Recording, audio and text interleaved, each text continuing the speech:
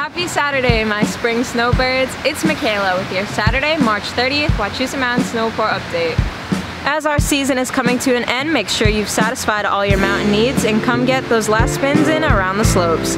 If you're a big fan of spring skiing and riding, then today is the day to grab your gear and get the best of both worlds. Are you sad that the season is closing? Definitely. Keep the snow coming.